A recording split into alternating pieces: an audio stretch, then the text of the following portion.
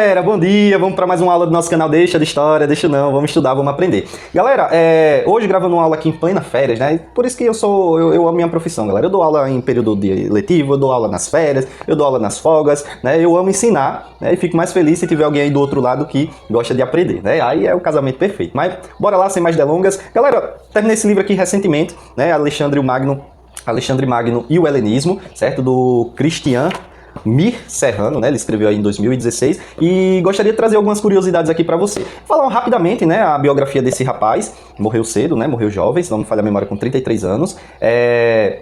Mas eu queria falar de outras coisas, como a biblioteca, né? A Biblioteca Real de Alexandria. Mas vamos lá. Gente, seguinte, Alexandre o Grande, né? Ou Alexandre Magno, enfim, ele nasceu ali na Macedônia, filho do meu xará, Filipe II, certo? E assume o governo da Macedônia após a morte do seu pai, durante o casamento da sua filha, galera.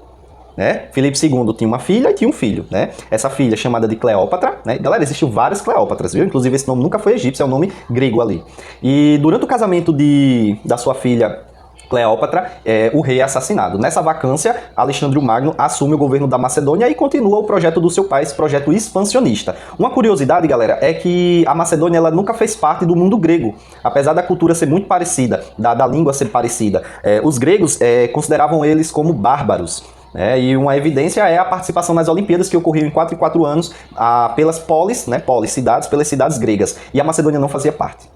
Ela só entra quando o Filipe II, né, conquista toda essa Grécia Antiga, e aí sim, né, ele vai participar dessas Olimpíadas e continua ali com Alexandre Magno, enfim, Alexandre Grande, tá bom? Vamos avançar? Após a conquista desse mundo grego, o professor de Alexandre Magno é Aristóteles apenas, lembra? Sócrates, Platão, Aristóteles. Aristóteles é professor de Alexandre por volta de 2 anos, né? Dá aula ali para ele durante mais ou menos 2 anos, até um ponto de que quando o Alexandre, enfim, conquista toda a Grécia, ele poupa a cidade de Atenas a pedido de Aristóteles, certo? Então, ele, enfim, um amante da ciência, da sabedoria, a gente vai entender melhor isso lá na frente, tá bom? Então, Alexandre o Grande, gente, ele decide expandir, né, o seu território e conquista o Egito Antigo. E uma coisa também muito interessante é de pensar que o Egito ele será governado por uma dinastia, né, a Ptolomaica, dos Ptolomeus, que é uma dinastia grega, de cultura grega, galera. O último faraó, ou a última faraó do Egito Antigo, é de origem grega, Cleópatra, né? Então, isso é bem interessante. Começa aí com esse Alexandre, quando conquista essa região, manda um dos seus governantes, né, um sátrapa, governar aquela região de lá, porque ele acaba copiando aquele modelo, aquela administração persa. Ele tem essa mania, enfim, de juntar, né, de respeitar a cultura do outro, ok? Alexandre continua expandindo seus territórios. Gente, ele vai bater lá na Índia, galera.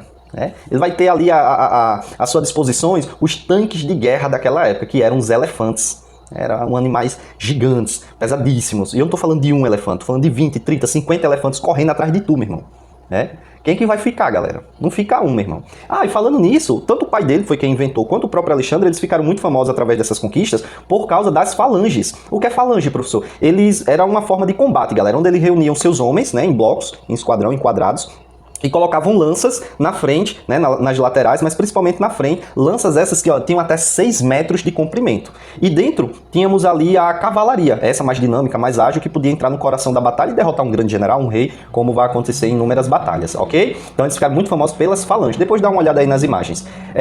Gente, ele vai chegar até o rio Hindu, lá na Índia, mas decide parar por ali, não por vontade própria, mas pela pressão de seus homens, que já estão há muitos anos longe de suas famílias, longe de seus filhos, suas esposas, que querem retornar para suas casas. Então, Alexandre, tudo bem, eu acho que já deu, né, galera? Já conquistando tudo que tinha para conquistar, vamos voltar. Aí ele volta ali para a região da Babilônia, né? Porque, meu irmão, ele acredita que ele é filho de Zeus, galera. Que ele vai num oráculo, né? Aqueles videntes, lá no Egito Antigo, e o oráculo, né? O Amon diz que ele é filho dos Zeus. E aí ele acredita, só ele acredita, ninguém mais acredita, só ele acredita, tá bom?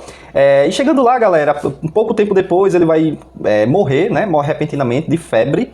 Fica uma vacância aí no trono, porque ele não deixou propriamente nenhum herdeiro. Um era deficiente e o outro ainda estava na barriguinha da mamãe, né? Ainda era um feto, enfim, ainda não havia nascido. Então, obviamente, esse vasto território vai ser todo dividido entre seus generais, seus antigos governantes, que é o que acontece quando a gente vê o fim de um grande império, ok? Vamos para outras curiosidades? Galera, o que eu não vi a hora, né? Que era a famosa Biblioteca Real, a Biblioteca de Alexandria. Detalhe, Alexandre o Grande, gente, ele construiu mais de 70 cidades. certo? Pelo menos 50 delas tiveram o nome de Alexandria. A mais famosa é essa da costa do Egito, onde é criado por Ptolomeu I e ampliado por Ptolomeu II a Biblioteca Real.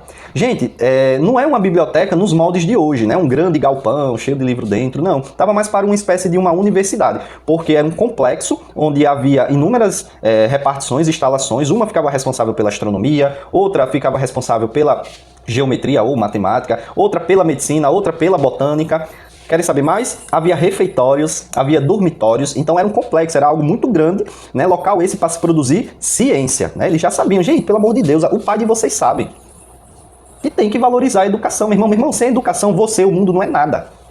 Se você quer se desenvolver, quer crescer, você tem que estudar, é por isso que você está vendo esse vídeo, né? Meu irmão, é um conselho que eu estou te dando, sim, né? Vamos falar de que período é esse? Há 300 anos antes de Cristo. O ser humano já sabia que a ciência, que a educação era importante. E você aí, enfim, né? Atacando aí os professores, você não, né? Os seus amigos aí que não querem nada com estudo. Mas vamos voltar para cá. Então, galera, muita coisa foi descoberta durante esse período, né? Muita coisa foi reafirmada, né? Os caras descobriram artérias, descobriram órgãos, descobriram enfim, muita coisa relacionada ao corpo que se perde, né? Quando vai para a Europa, né? Aí por uma questão religiosa, né? De profanar corpos e tal. Coisa que no mundo árabe, no mundo asiático, isso aí era um pouco mais, posso estar até enganado, mas um pouco mais permitido, certo? Os árabes são os pais da medicina, da matemática durante aquele período. Pois bem, vamos para outra curiosidade? A famosa Bíblia, galera, né? Por que ela tem esse nome? Gente, os livros, né, os escritos desse período, eles eram escritos em papiros, né? O papiro, galera, é uma planta, né, do qual ele vai fazer aquela folha, que vem lá de uma cidade da Fenícia, cidade de Biblos. Por isso, Bíblia, porque a Bíblia é a reunião de vários escritos sagrados. A reunião de vários escritos que vinha do papiro da cidade de Biblos, por isso o nome Bíblia. E a reunião de vários escritos, biblioteca.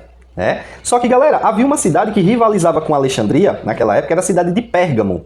Já conseguiu matar a charada? E aí chegou um momento que não havia mais papiro, porque era um monopólio dos fenícios. E enfim, por causa de guerras e outras questões, eles pararam de fornecer esse material. Então os caras precisaram se virar nos 30 e fizeram através da pele de cordeiro, né, uma nova folha, né, mais resistente, né, qualquer lugar agora do mundo eu posso produzir, porque é através da ovelha, do cordeiro, né, porém a produção é bem mais cara porque é um animal, né, galera, você precisa esperar crescer e tudo mais. Porém havia essa outra possibilidade, então foi feito na cidade de Pérgamo, por isso o nome de pergaminho, né? Então, galera, é incrível porque você vai estudando e vai descobrindo coisas que faz parte do nosso dia a dia, mas que foi inventado, que tem sua origem muito antes do próprio nascimento do cara. Bíblia, Jesus, né? Enfim, Velho e Novo Testamento, né? Sim, hebreus já viviam naquela região, já frequentavam a cidade de Alexandria. Outro fato muito curioso, galera, é de que quando você encontrava uma pessoa na rua, ou numa praça, enfim, e ele possuía algum tipo de pergaminho ou de papiro, algum escrito, esse era confiscado, levado para a biblioteca, lá a gente fazia a transcrição, a cópia, e em seguida devolvia o original para o dono. Chegou um momento que a biblioteca ela contou com mais de 200 mil inscritos. Mas a biblioteca lá de Pérgamo também tinha aproximadamente 200 mil inscritos. Haverá guerras entre essa região, aí eles pegam os escritos de uma, levam para outra, aí há incêndio, aí queima tudo, né? Então, enfim, galera, muita coisa rolou, porém muita coisa se perdeu. Porque eles serão invadidos pelos romanos e, enfim, serão invadidos pelos muçulmanos, esses bem mais intolerantes. Aí eu tenho até que ter uma certa cautela, porque quem não era intolerante naquele período, né, galera? Já no finalzinho aí de Alexandria, porque ela some, tá, galera? Ela é invadida, saqueada, vão tocar fogo, vão destruí-la, tá bom? Mas esse é um pequeno recorte, uma pequena história dessa grande biblioteca que sempre me fascinou e hoje eu posso conhecer um pouquinho mais sobre ela, né? Enfim, as descobertas, né, de que a Terra é redonda, de que o Sol é um astro, né, fixo, de que a nossa Terra, ela gira em torno desse astro, enfim, o parafuso de Arquimedes, enfim, tem muita coisa, galera, que dá pra descobrir pesquisando. E muito do que a gente sabe hoje foi graças a esses gregos. Por quê? Gente, aquele alfabeto antigo, ele se perdeu, já era. Só um grande especialista que vai conseguir traduzir. E como é que a gente sabe de muita coisa dessa época? Porque esses gregos, lembra que eles pegavam as cópias, né? Eles pegavam os originais e faziam as cópias? Eles faziam muito dessas cópias em grego. Grego esse que existe, né? Permanece até hoje. Por isso que a gente consegue entender, né, o que era escrito no passado através dessa mediação do grego. Ok? Não sei se eu estou esquecendo de alguma coisa, mas é isso, tá, galera? Terminei essa leitura e fiquei empolgado de compartilhar com vocês. Espero que vocês tenham gostado. Se futuramente eu lembrar de alguma coisa ou outra, eu venho trazer aqui pra vocês, tá bom? Então vou ficando por aqui, espero que vocês tenham gostado e até a próxima. Valeu, tava com saudade, viu, gente? Tchau, tchau.